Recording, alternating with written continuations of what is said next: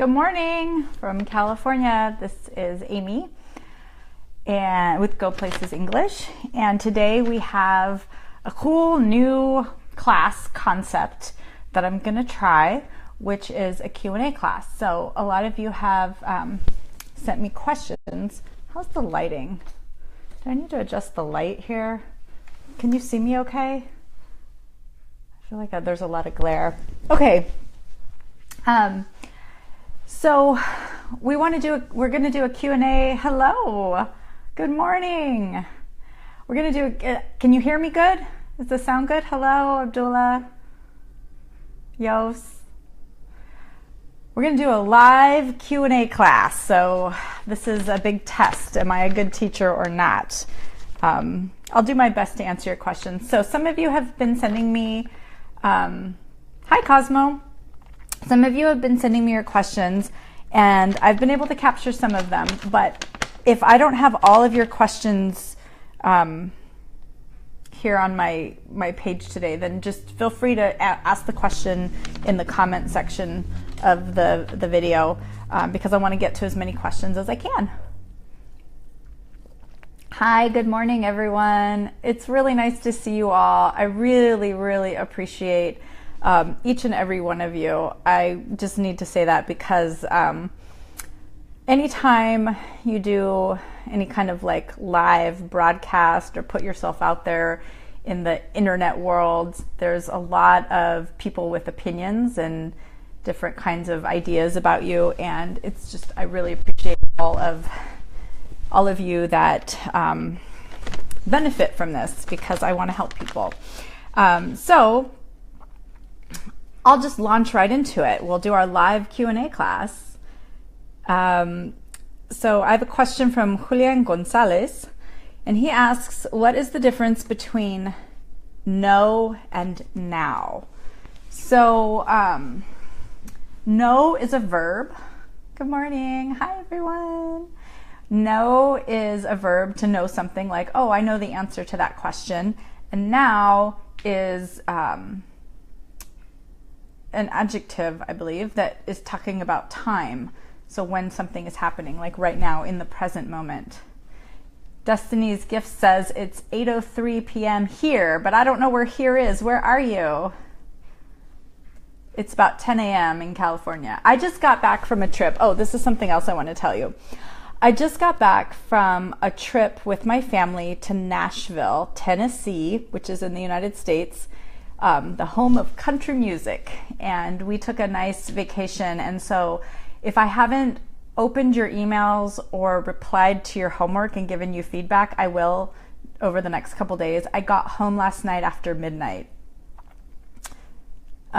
So that's where I've been. If you haven't heard from me, I've been on vacation, so I get to take vacations once in a while, right? Okay, so the difference between no and now, I don't know if Julian is on here right now, but hopefully that's cleared up. No is a verb, now is the present time. Tamani Gamal wants to know about the P and B sound. So what's the difference? And this is a good question, and it's a difficult one. So P, Koyes Ahmed says you want something about grammar. So ask me your question about grammar, because grammar is a huge topic. I can't just tell you everything you need to know about grammar. You have to ask me a more specific question, and I'll do my best to answer. So P and B. B is like ba, ba, ba.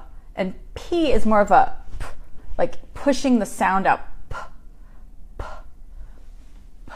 I don't know if you can see my lips doing that. P and ba, ba. So the mouth movement is pretty similar. So the P sound is more like air puffing. P and ba, ba, p. So maybe I need to do a video and really get into that, because that can be really difficult, P and B, especially depending on what your first language is.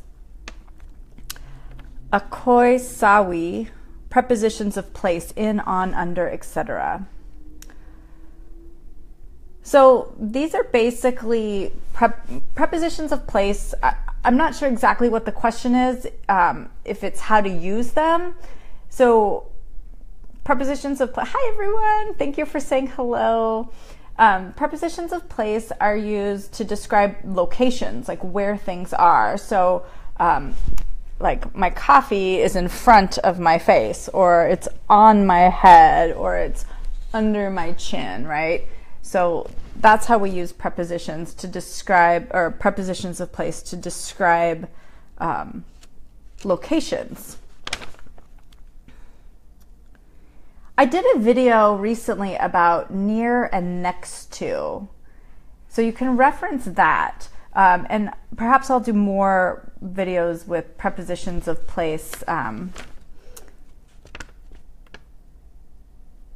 to help you guys out if you need more help with prepositions. Buffalo, New York. I was there about 2 weeks ago. I went to Niagara Falls. That's so cool. Buffalo. Fantastic. Mirage Hosseini wants to know about the pronunciation of work, world, and around. So this can be difficult. Work has an O, but it sounds like an So you know the verb to be in past tense, like you were there, were. It's the same sound, work. W-O-R-K, work. So it's a work, work, work. Say it with me, everyone, work. And same thing with world. So world can be difficult because it has the LD sound, but it's the same were, like work, world, and then it's world, world. So we've got that L, remember, with the tongue up, L, world, and then a D sound, a D, world. And word, okay, good. Another one would be word. Also has the O, you know, an O, but it sounds like an E, like the sound, world, world, world. I'm going to move the camera a little closer so I can read what you guys are saying. Someone's asking, what's the difference between leak and spill? So leak is if maybe there's a crack in my cup and the tea is leaking from the cup. Okay, that's leak. Spill is if I dump it over and I spill it and it all comes out. So that's the difference. When you spill something, all the contents comes out, and a leak can be just like it's cut or cracked and it's coming out like that. Nogales, Mexico. Hello, Antonio. Morocco, Pakistan. Everybody's here. Cool. I'm so excited to see you guys. I've missed you. It's been about a week since we've had class. I was on vacation, but still, nonetheless, I thought about you guys. Around, I think that the problem with around is the OU sound. So it's ound, around, round. So it's ow, around, around. Work, world, and around. So I hope that answers that question. Oh, and he also asks, is the short U in book the same as in full? Does anyone know? Is the short U in book the same as in full? What do you think? Same or different? Book, full. Hello in Algeria. You guys are everywhere. Book and full. Ah, the schwa sound. Bernard from Ghana wants to know about the schwa sound. Okay, we'll talk about that too. But first, is the short U sound in book and full the same?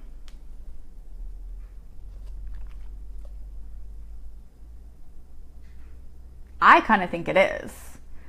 I think it sounds the same. Full,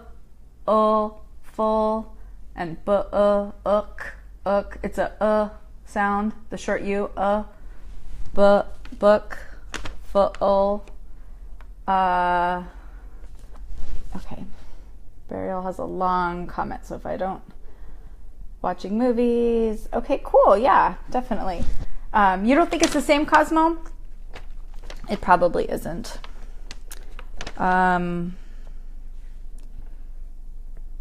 Okay, and then there was another question here. Anna's an English teacher. Okay, so what do you think? Is it the same sound in book and full? Is it the same short U? The sound?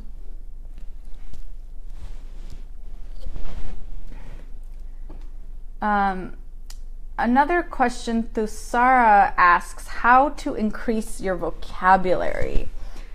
It sounds different to you, Cosmo? I think it's because the k of book and the of full, the consonant sounds are very different. But I think it's the same sound. I'll need to double check. I should have checked before the video.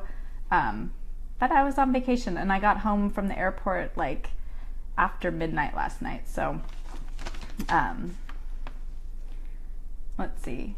Oh, how to increase your vocabulary. So I'm curious, what do you all do to increase your vocabulary? What do you do to increase your vocabulary? Because there's lots of ways to do this. I think reading can be a really good way. The only problem with reading is you need to have some way to understand what the word sounds like, just because reading alone isn't always going to, you're not going to learn what the word sounds like. So you have to, if you find a new vocabulary word when you're reading, you'll also need to look it up in the dictionary to see how it sounds. So I recommend for online dictionaries, thanks, Cousin Jenny. I recommend dictionary.com. It's my favorite online dictionary. It's an all English dictionary, and I like it because it gives you the IPA pronunciation as well as regular phonetic pronunciation, and also you can hear, there's a button you can click on and you can hear the sound, how the word is pronounced. So there's an audio component to it, which I find really helpful when I'm looking up a word that I've never heard before. Because even as a native speaker, I don't necessarily know how a word is pronounced until I hear it, because English is not phonetic. Okay, lots of questions coming in. This is great, you guys. Q&A class.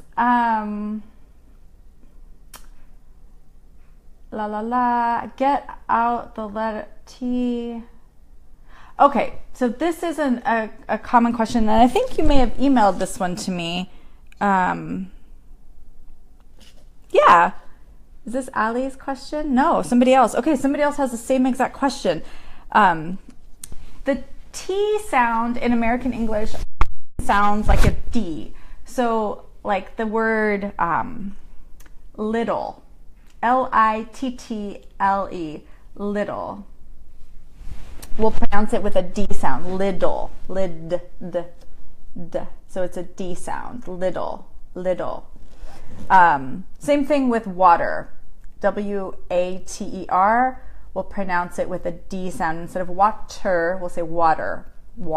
That's very, very common in American English. So the T in litter, litter, is pronounced like a D instead of a T. Hi, Joe. Thanks for watching, guys. Litter. Let's see, binge watching. So Cosmo says to increase his vocabulary, binge watching, and that's the other thing. Dictionaries, I think, are reading and using a dictionary is a good way to increase your vocabulary, but so is conversation, watching TV, watching movies, basically anything that will expose you to more topics, more conversations, more concepts and ideas in English.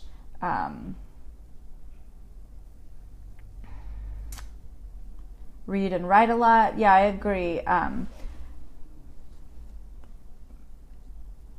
Vocabulary words are usually introduced either through listening or reading, but then in order to like own that word and be able to use that word, you need to practice it. So using it in writing, using it in speaking is how you will acquire and keep those vocabulary words and remember them. Destiny's Gifts asks how to pronounce the word comfortable. So this is one that a lot of people have asked me about. Comfortable. Comfortable. So it's 3 syllables. Comfortable. So it's ter. Comfortable. So it really doesn't, it's really not written the way it sounds.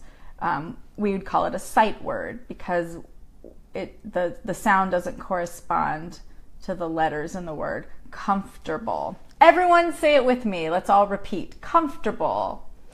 It's so comfortable. Comfortable, comfortable. Oh, Yasmin, this is a good question. What's the difference between tell and say?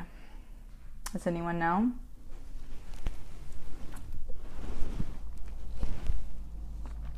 Tell and say. Say is like speaking in a way, like, what did you say? And tell is like more like reported speech, or when you're trying to express something. Gosh, it's hard because normally I would just translate this into my students' native language to show the distinction, but everyone here is from all different places with all different languages. So tell, like, he told me he was going to be late. He told me he was going to be late. I could also say he said he was going to be late. Both of those things are the same meaning. Where it gets different is when we say, like, please tell her to be on time. Please tell her to be on time. We wouldn't say, please say her or say to her to be on time. So where you're conveying an idea or a thought to someone else. I'm gonna have to do another video on that. Like, that's a whole topic. Say and tell, I feel like, is a really big topic all on its own. So we'll go into that in more detail. Saeed says we call it a flap D. I think we call it a flap T. When we pronounce the T like a D sound, like little, we actually call it a flap T, I believe, in the pronunciation. Cosmo asked, should I tell my daughter to not fall off the bed, to not fall off of the bed or off the bed? Both are correct. Don't fall off the bed, don't fall off of the bed. They're the same. Something weird's going on with my hair here. They're the same, so you can use both. Good question though, because a lot of times prepositions, we reduce them like of. It's almost like the sound gets lost, and then you wonder, is it supposed to be of, or can you like a couple times or a couple of times? You know, like, which one's correct? They're both correct. So you can use either one. You can't go wrong. Hi, Alan. My nephew's on here in Mexico. How cool. How to pronounce congratulations. So this is another one where the T sounds more like a D. Congratulations. Congratulations. Congratulations. Congratulations. Congratulations. That's a kind of a long and difficult word. Congratulations. Congratulations. What time is it here? I'm not sure. It's about 10:20 in the morning in California. How do you pronounce the R in American English? It's like report, water,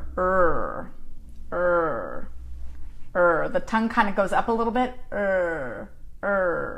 and back. It's kind of back. Congratulations has an R sound. Congratulations. So a lot of people have a hard time with the R sound. Congratulations.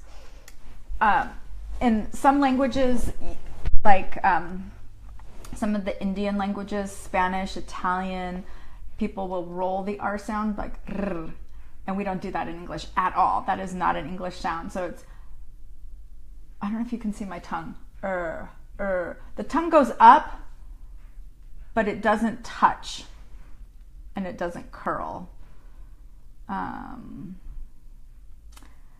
Kois Ahmed says, what's the difference between okay, written O and K, and okay, O-K-A-Y? Really, it's just two different ways to spell the same word. They're both correct. I prefer O-K-A-Y. That's my preference. But either one is correct. They're equally correct. Use either one. You're good to go. The schwa sound. Okay, let's go back to that because I like this topic. The schwa sound. Can you give me an example of a schwa word? My brain isn't working. I'm still on vacation mode.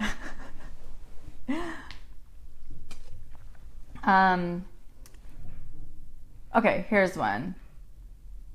Banana. Banana, right? B-A-N-A-N-A. B-A-N-A-N-A. Banana. So that first A is like ba. It's an sound. Banana. Banana. Ba. So instead of like it being an A sound like Anna, it's ba. Banana. That first A is a schwa. Banana.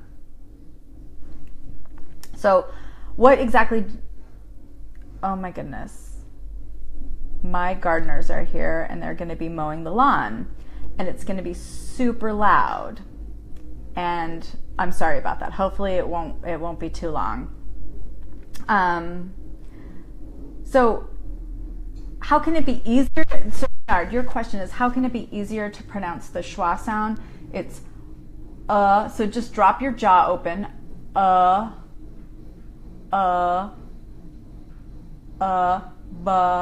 Banana, banana, like that. Okay, goodbye. You're going to sleep. Talk, say, tell, and speak. Okay, I talked about this a little bit, but I feel like I need to think about some really good examples for you. So, I didn't bring a pen. I didn't bring a pen to class. I want to talk about that more in like an extended video. Like, I feel like that's a give him a pair of scissors. Well, I wish I could. Can you hear the gardener now? Is it loud enough? Can you hear it? I'm sorry, guys. The gardener was supposed to be here while I was on vacation and decided to show up today during our class. How about that? Frustrating. But you know what? This is life and this is live video and things just happen. Another thing that just happened right before I went live was that my boyfriend's car was broken into at my driveway. So life is unpredictable in those kinds of ways. Another question. Smart Boy 2007 asks about TV shows to develop phrases and idioms and vocabulary. I'm curious because I don't watch a lot of TV. I'm curious what videos or movies or TV shows you are watching to help you improve idioms and phrases. I've heard a lot of people say that Friends is a really good one because there's a lot of like American culture and a lot of like idioms, phrases, and real life kinds of conversational situations. So I'm wondering if anyone has watched Friends, if they find that to be helpful. I had a student once that used to watch The Office and really liked watching The Office as because there's a lot of humor, and humor is a very nuanced, like advanced level of language learning of any language. Okay, good night. Burial is going to sleep. I don't know what time it is there, but it's probably late. Oh, Cosmo says, you can tell a story, but you can't say, talk, and speak it. That is true. Yes, you are right, Cosmo. Cosmo says, I don't watch anything in German anymore, but I recommend animated movies to friends when they are curious. Animated movies can be very good, but also I think when people are speaking that it can be also really helpful because, can you hear my gardener? He's right outside the window.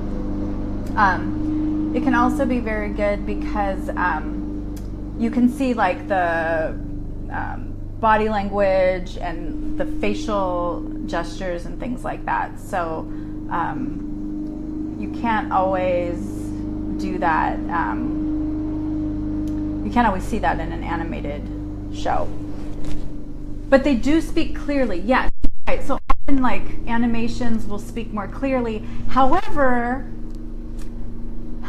that's good if you're a beginner, but if you're an advanced student, you need to be working on advanced skills, which is listening to natural conversation. So, for instance, when I speak to you in the live video class, I really don't slow my English down.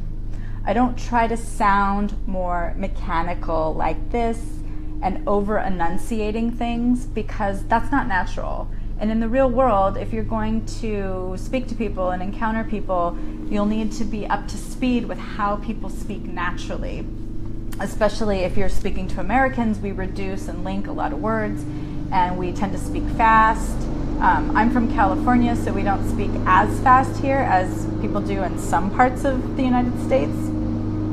But I do tend to speak fast because I want to speak natural, and I want you to get used to and get comfortable with natural American English. So Antonio asked me how to pronounce idiom. So it's kind of like the word idiot, but with an M on the end. Idiom. Idiom. Okay, hopefully the gardener's gone. Okay, is it making a lot of noise, you guys? I hope not. I'm so sorry. Idiom. Idiom. So it's I, like a short I sound, idiom. And there's that schwa sound again. It's the idiom, idiom. All right, did I miss anyone's questions? This is kind of a fun class because I get to just answer all your questions, or try. Some of your questions, though, I feel like I really need to dedicate like a whole lesson to. They're complex questions because you're advanced students. Another question, Ali Kutan says, this was already addressed a little bit, but he also asks how to say a little bit. And this is a great question because it's kind of like a reduced sound. A little, a little. So a little bit is a little. We'll link those together. A little, a little. The T sound turns into that flap T, or more like a D. Little, a little. a little bit, a little bit. The gardener's bag. Rocks are like flying at my window now. A little bit. So I think that answers that. A little bit, a little bit. Maybe I'll do another pronunciation video so we can practice that more. A little bit. How to pronounce our, and or. Oh, good, Bernard. I'm glad you're cool with the schwa now. It's just It's almost like a sound. Madoplita asks how to pronounce hour, like the time, like it's 5 o'clock on the hour. Hour, like O-U-R, and or, O-R. So when it comes to talking about the time, you say hour, like in 1 hour. The class starts in 1 hour, or 2 hours ago. Hour.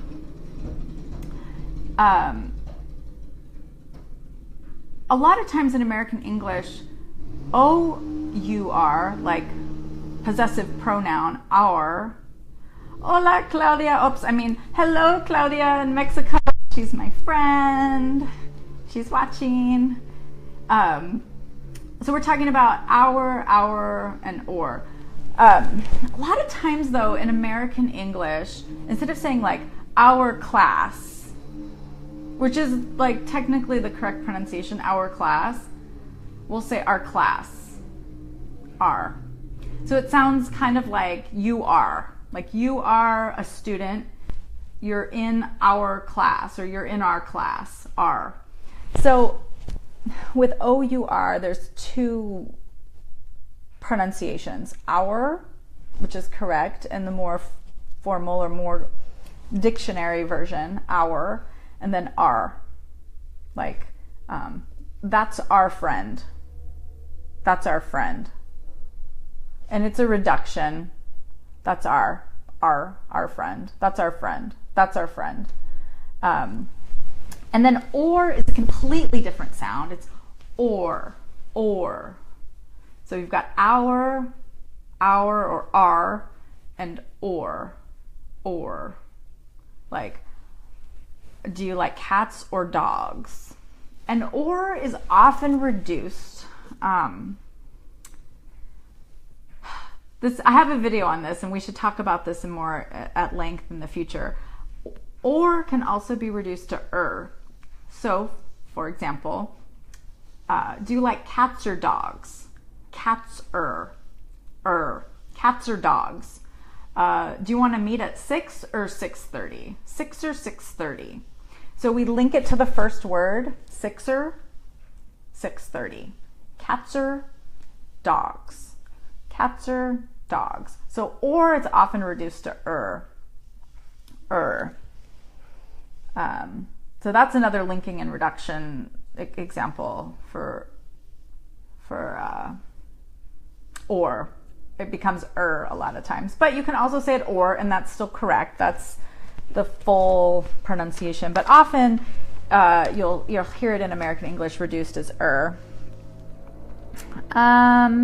And Gonzalo in Uruguay asked me about will versus going to. What's the difference between I will do it and I'm going to do it? Does anyone know? I know those hearts must be from Claudia. Maybe not, but she's my friend. Going to or will. Like, I'm going to do it, I will do it.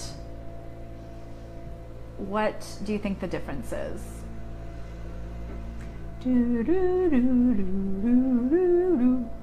Anyone have any ideas? Ideas? Nope. Okay. So they're both future. They're both talking about the future. I will do it tomorrow. I'm going to do it tomorrow.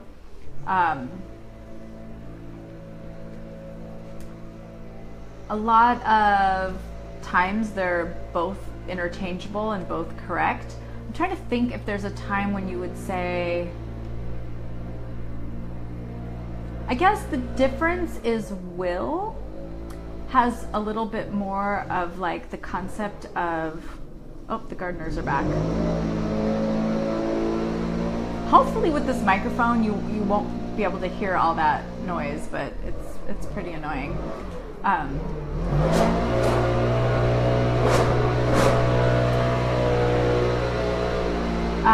So hopefully I think he's leaving again.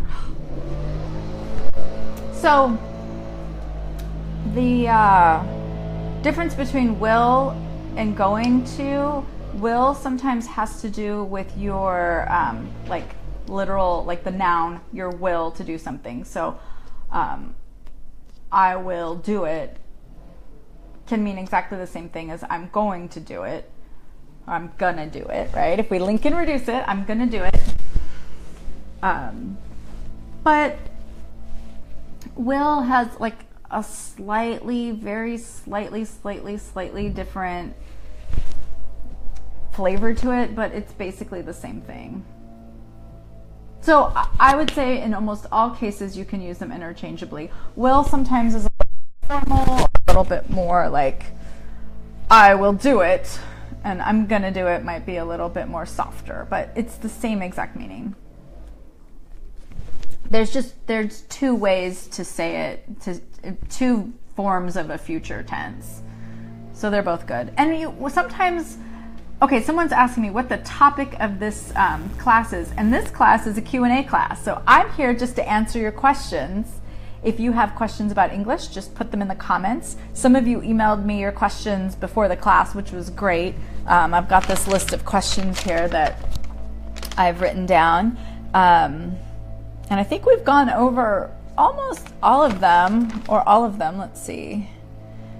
We're just talking about the difference between will versus going to, which is just the same. I think that when you get to a really advanced level of English, which I feel like any of my students, all of my students are advanced. I consider you all very advanced English learners.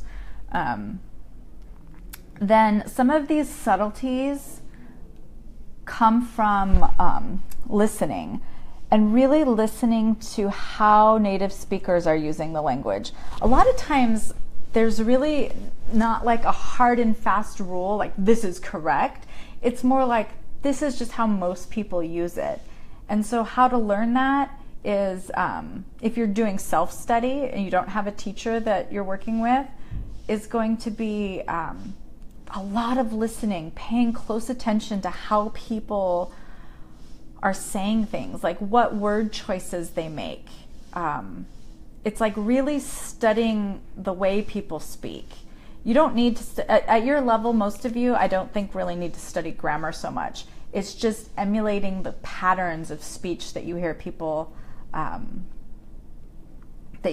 using in natural conversation.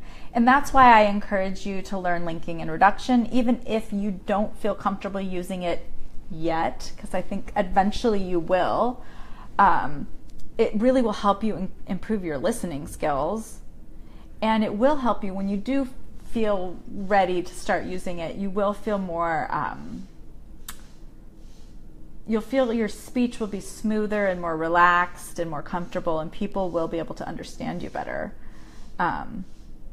Okay, I've got a question. Moha, I'm sorry. I know I'm not saying your names correctly. I need to learn everyone's names.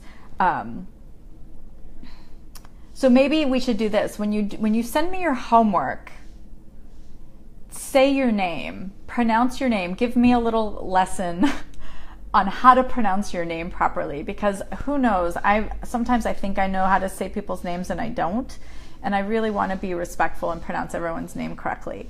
So here's a question that says, I would like to ask you about what does what's up mean? What's up? Does anyone know what that means? Hey, what's up? What's up? What's up, class? What's up is kind of it's a question, right? What's up? But it's also often used as a statement to say, like, how's it going? How are you? Hello. It's like a greeting. We often use that as a greeting. You might hear people say, hey, what's new? That's similar to what's up. What's going on? How are you? These are all ways that Americans will greet each other. Hey, what's up? Is like, hello. It's a really friendly and it's very informal, very casual. So you would not say what's up to your boss at work, usually. You would say that to a friend. It's a casual, friendly greeting. What's up? Yasir says, can you tell me how to use will and shall? Oh, honestly, shall is used very, very seldom in American English in conversation. You might find it in writing from time to time, but on a day-to-day basis, people don't really often use shall. Shall is kind of like, I think of shall as a combination, the meaning is a combination of should and will. Shall. Like, shall we go? Should we go? Will we go? It's just really not that commonly used in American English. Maybe more in British English. I don't know. I'm definitely not an authority on British English. So if you're looking for British English, you'll have to go elsewhere because that's not my area of expertise. But I wouldn't worry about shall too much if you're focusing on American English because we just don't use it. But it's kind of like, I think of it as a combination of should and will. Like, shall we see this movie tonight? Should we? Will we? Do you want to? That's kind of what it means. And will is a future tense, like going to. I will finish my homework tonight. Something that's going to happen in the future. So, good. All right. I think the gardeners are done. And if we don't have any more questions, we'll just wrap up this class. What do you guys think? Any more questions for me? Some of your questions, like I said, are really good questions and I think deserve a lot more time than just a brief little answer. Especially like around tell, say, speak. Here's another one. This is another, what's the difference between hearing and listening? So hearing is like any kind of noise or sound. Like I heard the gardeners. Can you hear the gardeners outside? Right? Like sound coming in your ear. Listening is something you do with like focus and concentration and intention. Like I'm listening to the music. I'm listening to the teacher speaking. You wouldn't really listen to the gardeners because it's not something you would want to focus on. It's not a sound that's very, very nice. And it's not something that you're going to concentrate on and take in that way. So things that we listen to are, we usually listen to people speaking, we listen to music, we might listen to a podcast, anything where we're taking in sound that contains some kind of information or beauty. Like I'm listening to the birds singing. But here refers to any kind of noise. So I wouldn't say, you could say, like, I hear the music, but you're not listening to it. You're not focusing on it. You're not concentrating on it. You just hear music. Oh, there's music. I hear the music. I hear the bell ringing.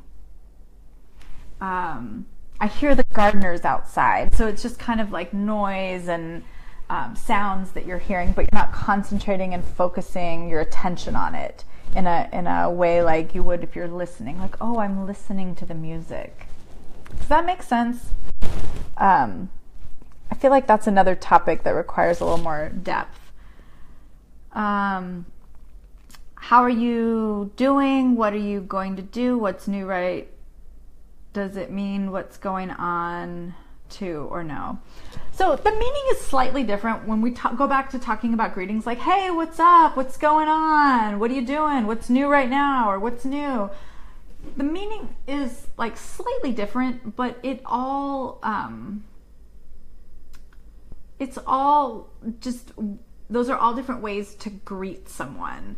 So what's new is kind of like you're asking, hey, do you have any new information or experiences in your life that you want to share with me? What's up is kind of the same thing, like what's going on.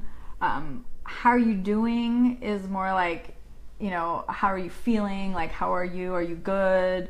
And actually, it's more correct to say, are you well? But most Americans will say, are you good? Or I'm good. It's not technically correct, but it's okay because that's just how we speak. What's going on? How are you? So you wrote in your question, how are you going? I think you meant to say, how are you doing? How are you doing? Or how's it going? Those are all ways to greet someone, to say hello. Hey, how's it going? Good to see you. And maybe we should do a class on like small talk and how to start conversations with people and the kinds of things that people will say in a casual conversation. Americans are very friendly. So if you encounter an American, a lot of times it's pretty easy to strike up a conversation and talk to them. But you have to do it right. You have to approach them in the right way and in a way that's going to make them feel comfortable and not awkward or wondering like, why is this person trying to talk to me? So, and there's a lot of social rules around how we engage with each other when we don't know someone, but you want to say hello and talk to them. So good. It looks like that's all of our questions. I am really so grateful to each and every one of you. You all really make doing this worth it to me, because I'm here just trying to pour out my knowledge. I started teaching in 1997. I started teaching English at a university in Mexico called La UNAM, and that was a long time ago. And I've learned a lot of things about teaching, and I just want to share that with as many people as I can, because I know a lot of people around the world don't have access to a native speaking teacher. And not that native speaking teachers are in any way superior. We are not. In fact, some of the non-native teachers I think have an even better understanding of grammar rules than native speakers do, because they've also acquired the language themselves, so they can pass that experience on. Non-native teachers are very valuable in your learning experience. But having said that, I feel like when it comes to pronunciation, native speakers, we do have somewhat of an advantage because the speech just is natural to us. We've grown up with it. So that's what I'm really wanting to do and help you with, is how to refine your speaking, your pronunciation, how to help you sound more natural, and also how to help you understand and listen. And I use listen instead of hear, because we're hearing with focus and concentration, so it becomes listening. I want you to listen when you're talking to someone, an American, or you're watching film and movies. I mean, the United States produces so much in terms of the entertainment that is exported around the world. Hollywood exports its movies to almost every country in the world. So most people have access to films and television shows in English, but may have a hard time understanding the American accent or a natural pronunciation. So while I think your non-native speaking teachers are a fantastic resource, especially for grammar structures and all of those things, I want to fill in a little gap that some of you may have. If you don't have access to native speakers, I just want to help you out. I just want to give you an opportunity to learn, how to work on your pronunciation. with me. I'm sorry I was a little bit frustrated today with my gardeners and with my boyfriend's car being broken into. That was not expected. And I just came back from vacation, like I told you earlier in this video, and so I'm just a little bit scattered today, and I'm going to spend the rest of the afternoon working and getting myself organized and getting the next class scheduled, because I don't even have the next class on the calendar yet to tell you when we'll do it. So it will be sometime next week for sure. And I'm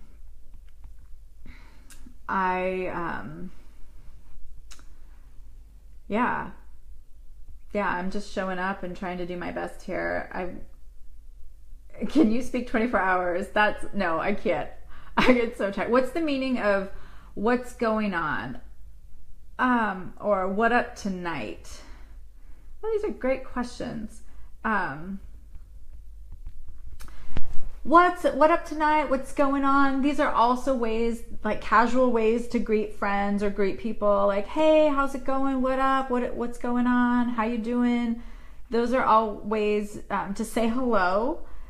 But by making it a question, you're giving the other person an opportunity to respond. So if you just say hello and they say hello, then the conversation is kind of flat. But if you say, hey, what's up? And they say, they might say, nothing new. How are you doing? Oh, pretty good. And then you're all of a sudden you're in a conversation with that person. And so that just opens up an opportunity for a conversation rather than just saying hi or hello. What is the answer to how do you do? How do you do? So the answer to how do you do is usually, you could say something like, very well, thank you. And you? Or very well, thank you. How are you? Or how do you do? How do you do is more formal. How do you do is used more in formal situations. So maybe if you are in a business meeting or at a job interview, or you're meeting a dignitary or somebody that's very important. How do you do is not, in American English, is not used among friends, family members. It's reserved for more formal situations. And the response would be usually, I'm well. I'm well, thank you. How are you? Or, and you? Or, how do you do? So, what is the answer of how do you do? Yeah, it's kind of like shall in American English, S-H-A-L-L, shall.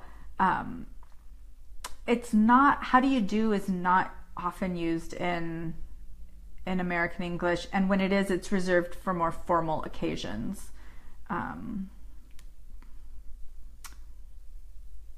What is the meaning of my name, Alan? I don't know, Alan. That's a great question. You can Google it online. There's lots of websites that tell you the meaning of your name. My name, does anyone know what my name means? My name means beloved. What is the difference between I will versus I'm going to? Okay, so we talked about this earlier. They're both future tenses. They're pretty much the same. Will can be a little stronger or a little more formal sometimes, but really they're, for the most part, they're interchangeable. So you can use both. I'm going to eat dinner, or I will eat dinner. I think will has more like intention to it, like I will do that. But really they're both essentially the same thing.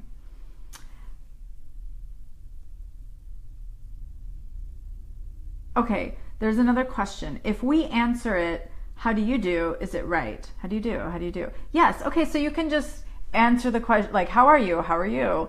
How do you do? How do you do? Yes, I would say absolutely that you could say that. in a business meeting, if everyone's shaking hands and saying, how do you do? How do you do, sir? How do you do? That's fine. That's fine. It's not that common, except for informal situations. You'll see more of how do you do? How do you do? In American English. Again, my cameras need some adjusting here. All right. Any other questions? We've been going for almost an hour, so I don't like to go too long because, you know, you don't want to have me here talking to you all day. Somebody does. One of you said you could hear me talking all day. Look at all those hearts. Yay. Thank you. I really appreciate it. Some days I feel like I work so hard to make videos and, you know, there's a lot of stuff on the back end of doing these live videos where, and then I get a lot of not so nice messages from people. So I can't say it enough. I really appreciate you. I want to thank you. If you are watching this video and you want to help me out, you can share it with your friends on your Facebook. You can subscribe to my YouTube channel. You can share the YouTube channel with your friends, because my goal is to connect with people who that I can help and benefit in improving their American English pronunciation. One last question. What is a gerund? I like this question because it's a parts of speech question. A gerund is an ing verb. Ing. So like going, thinking, doing, swimming, eating, reading, talking, all of those verbs that end in ing are called gerunds. And Luxon asks, okay or okay spelled O-K-A-Y, which one do we use in writing? I prefer O-K-A-Y if you're writing something. If you're just sending a text to your friend, okay, just O and K, fine, good. But if you're writing like a letter, like let me know if it's okay to contact you next week, then I would say O-K-A-Y. But I don't know if there's like a real hard and fast rule about that. But from what I've seen in writing, and my recommendation would be O-K-A-Y for writing. Tylee Barwari says, what is the meaning of she's out of my league? She's out of my league means when a man feels like a woman is not going to be interested in him because maybe she's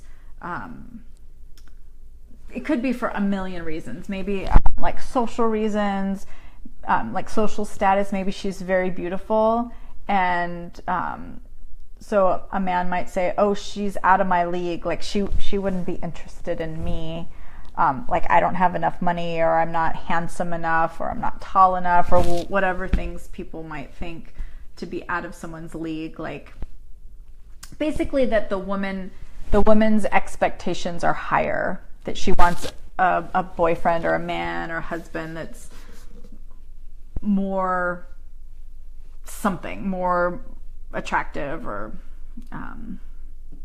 maybe has a better family. I'm not really sure. It can be different for each person, but to say someone's out of someone else's leagues, and also we can say like that man is out of her league as well, and that just means that like he wouldn't be interested in her. She's not pretty enough, or smart enough, or rich enough, or whatever people's expectations are when it comes to mating and dating and that kind of thing. Okay, and one last question from Alan. Influence and impact. What's the difference?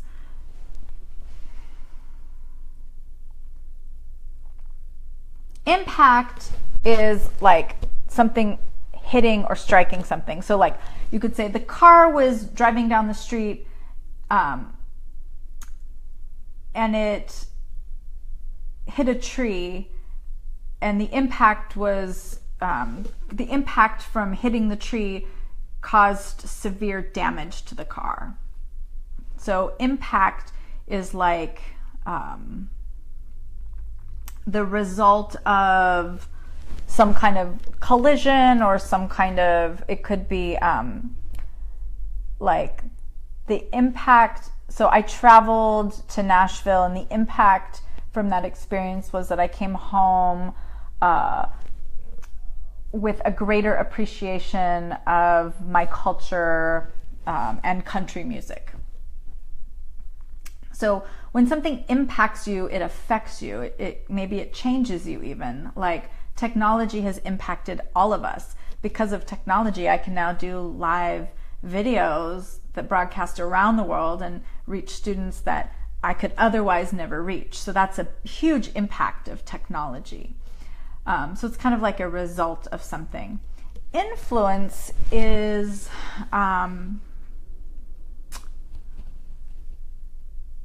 has to do more with like persuasion, and like if I want to influence your behavior, then I want to maybe change it in some way. Like I want to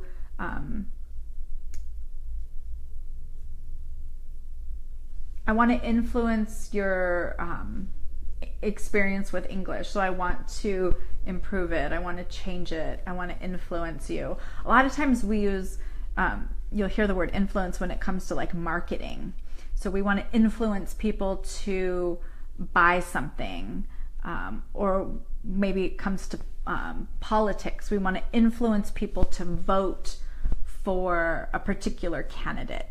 So influence can also mean like to persuade, to affect change in someone. They're very related. Impact and influence are very related words, but they're still somewhat different. I like this question, so I'm going to answer this one too. What is the difference between gerunds and infinitives? An infinitive is the kind of like the original or natural form of a verb. So like the verb to go. The infinitive is to go. Another example would be to think, to study. So it's the word to plus the original form of the verb. To work, to listen. We usually reduce it to listen, to think, to work, to study. A gerund would be an ing form. Thinking, doing, studying, working, listening. Okay, that's the difference between a gerund and an infinitive. Even though and even if. That's a really good, got a problem here. That's a really good question. Even though and even if are used often interchangeably. So even if it doesn't work out, I want to try anyway. Even though it may not work out, I want to try anyway. If, it contains the word if, so there's the concept of if, maybe, if. And though is more like but. The concept of like although is kind of like saying but, not exactly, but similar.